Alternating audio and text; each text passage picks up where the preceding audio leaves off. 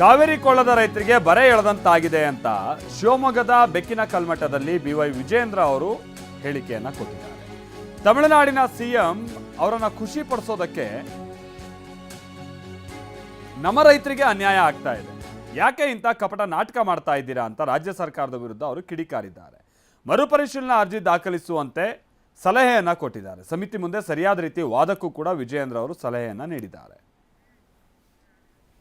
CWRC ಕೊಟ್ಟಿರ್ತಕ್ಕಂಥ ತೀರ್ಮಾನ ಕಾವೇರಿ ಕೊಳ್ಳದ ರೈತರಿಗೆ ಬರ ಎಳೆದಂತೆ ಆಗಿದೆ. ರಾಜ್ಯದ ಮುಖ್ಯಮಂತ್ರಿಗಳು ಕೆಲವು ದಿನಗಳ ಹಿಂದೆ ಆ ಭಾಗದ ರೈತರಿಗೆ ಒಂದು ಕರೆಯನ್ನು ಕೊಟ್ಟಿದ್ದರು. ಕಾವೇರಿ ಕೊಳ್ಳದ ರೈತರು ಯಾವುದೇ ಕಾರಣಕ್ಕೂ ಬಿತ್ತನೆಯನ್ನು ಮಾಡಬಾರ್ದು, ಮಳೆಯ ಅಭಾವ ಇದೆ,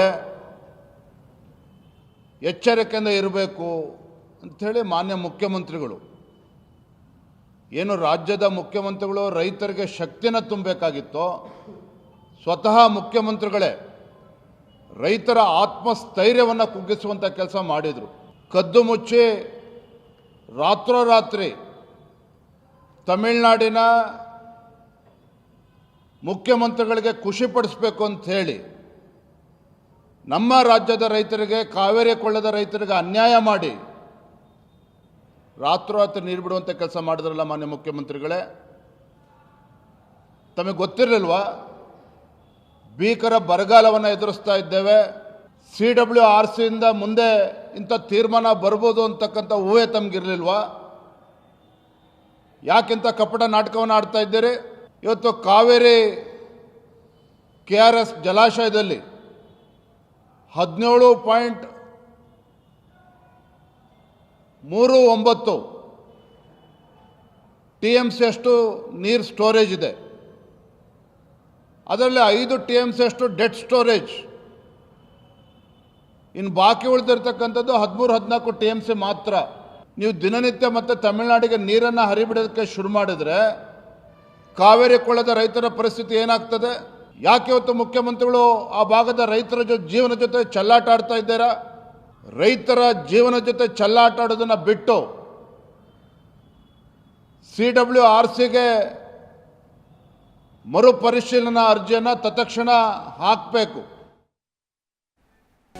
ಇದರ ನಡುವೆನೇ ಕಾವೇರಿ ಕೊಳ್ಳದ ಆ ಪ್ರದೇಶಗಳಲ್ಲಿ ಈ ಬಿಜೆಪಿ ತನ್ನ ಪ್ರತಿಭಟನೆಯನ್ನ ಹೆಚ್ಚು ಮಾಡೋದಕ್ಕೆ ನಿರ್ಧರಿಸಿದೆ. ಅದರಲ್ಲೂ ಆಗಸ್ಟ್ 31ನೇ ತಾರೀಕಿನಂದು ವಿಪಕ್ಷ ಬಿಜೆಪಿ ಒಂದು ದೊಡ್ಡ ಮಟ್ಟದಲ್ಲಿ ಮಂಡ್ಯದಲ್ಲಿ ಪ್ರತಿಭಟನೆ ಮಾಡೋದಕ್ಕೆ ನಿರ್ಧರಿಸಿದ್ದಾರೆ. ತಮಿಳುನಾಡಿಗೆ ಕಾವೇರಿ ನೀರು ಬಿಡುವಂತ ಆದೇಶದ ವಿರುದ್ಧವಾಗಿ ಈ ಪ್ರತಿಭಟನೆ ದಾಖಲಿಸೋದಕ್ಕೆ ನಿರ್ಧರಿಸಲಾಗಿದೆ. ಭಾರತೀಯ ಜನತಾ ಪಾರ್ಟಿ ನಾಡಿದ್ದು 31ನೇ ತಾರೀಕು ಮಂಡ್ಯದಲ್ಲಿ ಈ ಕಾಂಗ್ರೆಸ್ ಸರ್ಕಾರ ರೈತರ ಹಿತರಕ್ಷಣೆಯನ್ನು ಕಾಪಾಡಬೇಕು ಅಂತ ಹೇಳಿ ಮಂಡ್ಯದಲ್ಲಿ 31ನೇ ತಾರೀಕು ಒಂದು ಬೃಹತ್ ಹೋರಾಟಕ್ಕೆ ನಾವು ಕರೆಯನ್ನು ಕೊಡ್ತಾ ಇದ್ದೇವೆ. ಈ ನಾಡಿನ ರೈತರ ಪರವಾಗಿ ನಿಲ್ಲಬೇಕಾಗಿರುವಂಥದ್ದು ನಮ್ಮ ಕರ್ತವ್ಯ ಇದೆ. ಹಾಗಾಗಿ ಕಾವೇರಿ ಕೊಳ್ಳದ ರೈತರು ಬೀದಿಗೆ ತರುವಂಥ ಕೆಲಸದ್ದು ರಾಜ್ಯ ಸರ್ಕಾರ ಏನು ಮಾಡಿದ್ದಾರೆ, ಇದ್ರ ವಿರುದ್ಧ ನಾವು ಪ್ರತಿಭಟನೆ ಮಾಡಲೇಬೇಕಾಗ್ತದೆ. ರೈತರ ಧ್ವನಿಯಾಗಿ ಈ ಸರ್ಕಾರವನ್ನು ಎಚ್ಚರಿಸುವಂಥ ಕೆಲಸ ಮಾಡಬೇಕಾಗಿದೆ, ಅದನ್ನು ನಾವು ಮಾಡ್ತೇವೆ.